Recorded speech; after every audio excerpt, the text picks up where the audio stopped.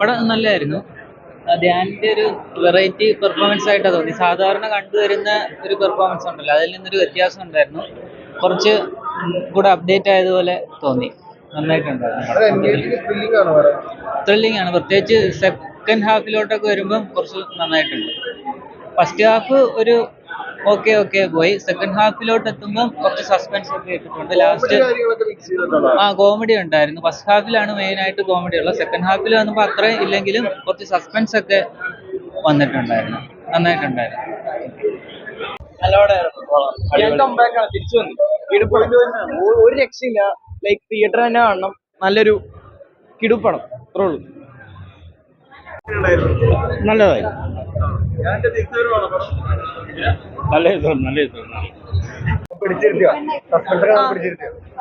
എല്ലാം നല്ലതായിരുന്നു. സമയം പോയാറില്ല.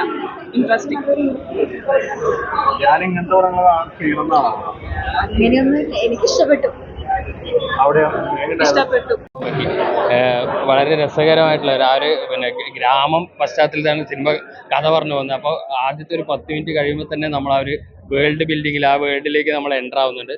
പിന്നെ പാരലായിട്ട്, അതായത് ഒരു ക്രൈം ഇൻവെസ്റ്റിഗേഷൻ ആണ്. നമുക്ക് ആ പേര് കേൾക്കുമ്പോൾ തന്നെ അറിയാം.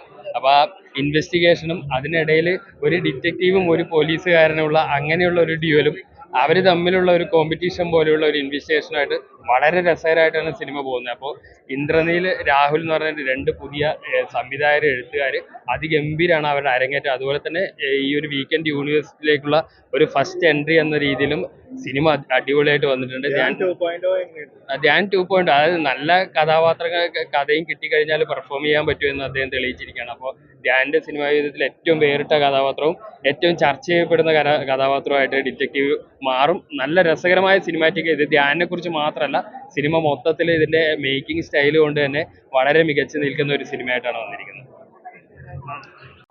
അടിപൊളിയാണ്.